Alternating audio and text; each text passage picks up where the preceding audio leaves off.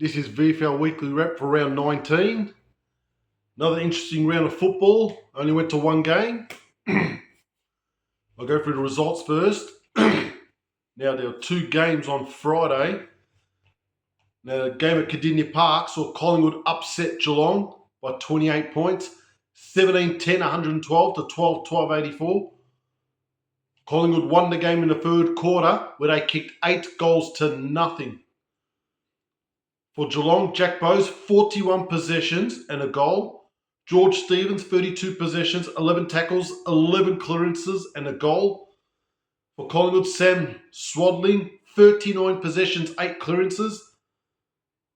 Collingwood's starting to hit some good form at the end of the season, but it's too little too late because they can't make the finals. They've won their last 3. Geelong's 12-game winning streak is ended. They're still going to finish on top. Good win for Collingwood. Now, I watched this game on a live stream Friday night. It was at Frankston Oval. Frankston too good for Port Melbourne, winning by 30 points. 11-13, 79 to 6-13, 49. For Port Melbourne, Ben Hobbs, 28 possessions, 11 clearances. Tom Hurd, 22 possessions, 11 tackles, 7 clearances. Lachlan Reedy for Frankston, 24 possessions, 7 tackles and 2 goals. And that's without, Frankston won this game without arguably the best player for the season as well. He was injured. Trent Minott, he'll easily win the BNF. He wasn't playing, but they were still too good. This was a very poor game. It was just a low-scoring, scrappy game. Port Melbourne, they didn't look like they were going to score. Frankston, they've won the last 5 games against Port Melbourne. Frankston got 1 foot in the finals, but they're not 100% guaranteed. Port Melbourne, they're in serious danger now and missing with their poor percentage. Now, other games, Box Hill, too good for North Melbourne, winning by 31 points at Box Hill City Oval, 14-19, 103 to 10-12, 72. It was a close game up to 3-quarter time, but Box Hill pulled away in the last quarter. 6 goals, 7 to 1 goal, 4. Box Hill took 54 more marks, 22 more inside 50s. Amazingly, they only laid 27 tackles. North Melbourne were in front for 80 minutes of the match, but the biggest lead they had was only 11 points. So it's pretty close all the way. Box Hill lead North Melbourne head-to-head 8-2. They've won their last 8 against North Melbourne. North Melbourne lost 4 in a row. Their season's just about done. In terms of season finishing, that is. They can't make finals. Now, Box Hill's last 7 games, they've got no consistency. Win, loss, win, loss, win, loss, win. So they haven't had any consecutive wins or losses in the last 7 games. But it was an important win. That keeps them in third. Now the game at Fankhauser Reserves saw Southport belt up on GWS by 41 points. 17-12, 114 to 9-19, 73. GWS kicked themselves out of it in the second quarter. 2 goals, 9.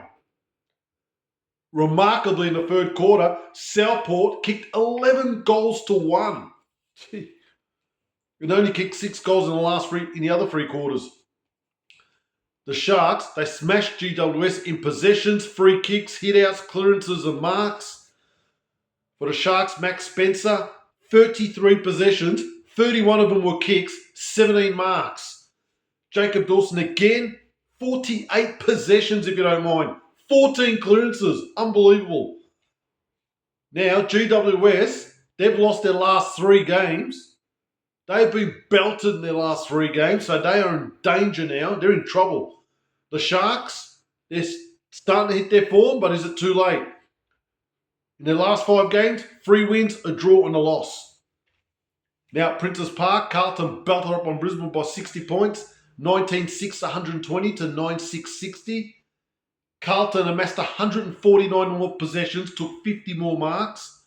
9 Carlton players had 26 possessions or over. Carlton looking good now. They've won 4 in a row. Brisbane didn't play party pooper there. They just offered nothing. Bit of an upset here at Trentway Oval. Tasmania knocking off the home team. They've knocked off Sydney by 30 points. 17-14, 116 to 12-14, 86. Look at the third quarter. This is where the game was won. Absolutely remarkable. Tasmania kicked 9 goals, 6-0. Bupkis in the third quarter. But in the last quarter, Sydney put some respectability on the board. 8-6 to 3-1. Amazing third quarter by the Devils. Tasmania smashed Sydney in possessions, free kicks, hit-outs and marks. For Sydney, Caden Cleary, 32 possessions, but 24 of them were handballs. 10 clearances, 2 goals. For Tassie, Jed Hagan, 5 goals. He's a bright young star. Watch out for him. Very important win for Tasmania. That keeps them in it. Sydney might have just cost themselves top 2 position with that loss. Well, they have. Now, a game at Carrara saw a rare Suns win. Gold Coast beating Casey by 9 points up there. 15-11, 101 to 14-8, 92. Both teams amassed 400 possessions. That's amazing. Now, for the Suns, Nick Holman, 37 possessions, 10 tackles, 13 clearances. What a game. His teammate, Alex Davies, 32 possessions, 12 tackles, 8 clearances. The Suns finally get their third win on the board. Casey have had a miserable season. These two sides, look at them now, struggling. They won the flag in 2022 and 2023, so it's amazing how far they fall. Now the game at the Beach Oval saw Williamstown smash Sandringham by 51 points, 17-11, 113 to 98, 62. Williamstown won every quarter. They had 12 goal kickers. Williamstown smashed them in inside 50s, hit-outs and marks. For Willie, the experienced Jake Greiser, 32 possessions, 10 marks and a goal. Callan Dawson took 15 marks. Now Sandy, well, they're not playing any more games at the Beach Oval, that's it. A poor record at home, actually, Sandringham. Amazingly, in their 10 games at home, 1 win, 1 draw, 8 losses. They've lost a few close ones, though. Now, Sandy's only win came against Werribee. Amazing. And the draw against Southport the other week. Amazing. They've won 3 games away, though. But head-to-head, these two teams have played 150 times now. Williamstown got 82 of those wins. Very important win for Williamstown. Now subscribe to this channel, Kirk Gench 8878. Press the like button. Only went to 1 game. That was Saturday at Churnside Park between Werribee and Footscray. Werribee far too good for Footscray, winning by 20 points. 16-6, 102-11, 16-82. Footscray 5 goals to 4 in the first quarter. Footscray 4-4 to 3-1 in the second. Footscray was 16 points up at halftime. But then Werribee turned it on in the third quarter, dominated. 6 goals, 1 to 3 behinds in the third. In the last quarter, Werribee 3-3, Footscray 2-7. The major goal kickers for Werribee, that man again, watch out. Watch out for this guy, Brady Wright, a career high 7 sausage rolls there, 7 big ones. Harry Maguire came in the team. He chipped in with 3. Will Elliott too, so the big forwards there, kicking the goals. For Footscray, Connor Smith and Kane Sexton 2 each. The possessions, Jack Riding for Werribee, 36 touches. Louis Pinnock, 26. Zane Kieran, 24 possessions, 11 marks.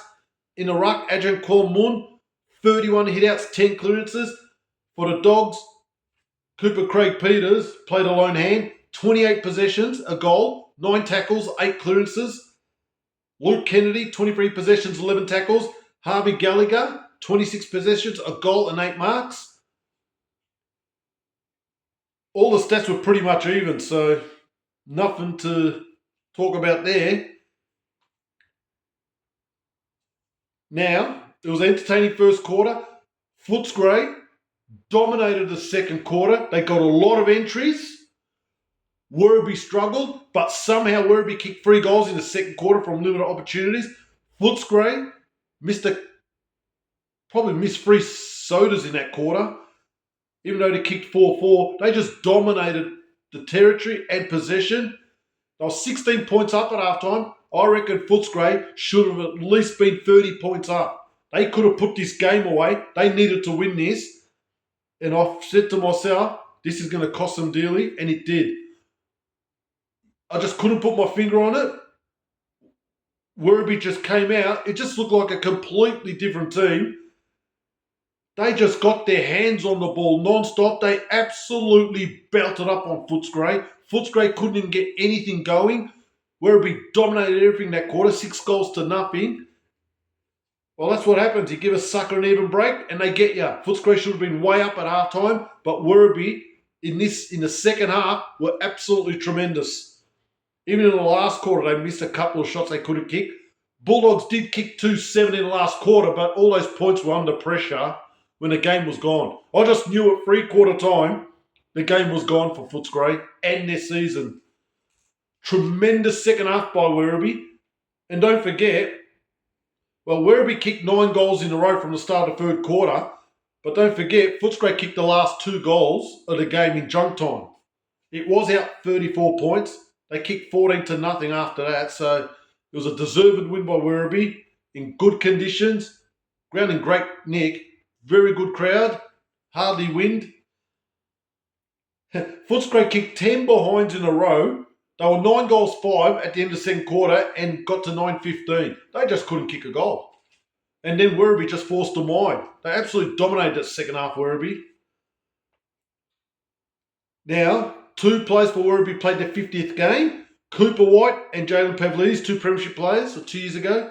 They both made their debut in the same game. So they've actually missed the same amount of games. Also, Don Brew, their champion, their spiritual leader, he was a laid out. He had massed 92 consecutive games for the club, and they still won the game. Head-to-head, Footscray lead Werribee 9-4 at Chirnside Park 6-3. Werribee won their last 9. Footscray, they can't play finals. So the 2 teams, they're winning the last 2 flags there.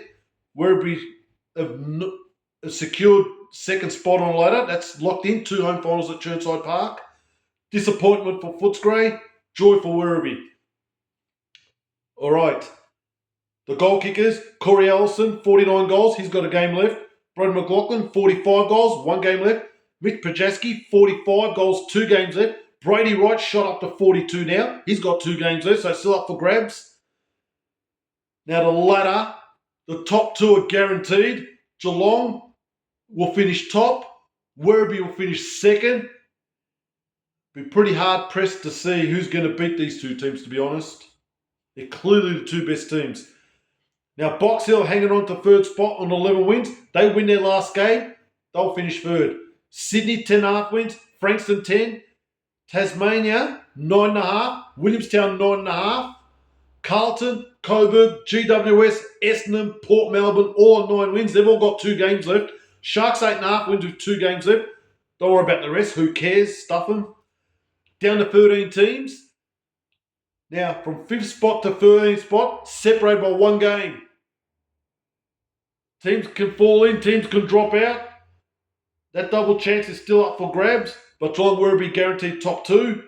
Absolutely fascinating, and all those teams are going to play each other. Unbelievable. Now, round 20 games, the penultimate round, there's 8 games, 6 teams have the bye. I'm not going to mention that. Now, Friday at Arden Street, 2 p.m, North Melbourne play Footscray. No bearings. I'll actually go to this game because of my RDO. Saturday, there's 4 games. Tasmania Werribee, Port 1 for Tasmania. Essendon Collingwood at Windy Hill. I'll probably go to that. If I don't go to the AFL game, I'm going to go there at Windy Hill. Massive game for Essendon. Sharks against Brisbane. Sharks have to win. Port Melbourne against Richmond. Port have to win. Sunday, St Kilda Carlton. Port 1 for Carlton. GWS Suns. GWS have to win that. Williamstown Coburg at 2:30. Massive game. The winner will probably get in. Loser will probably miss out. I'm going to that. It's going to be an absolute belter. I've got no time for my gripe. Unbelievable round of football. Can't wait for the last 2 rounds. See you next time.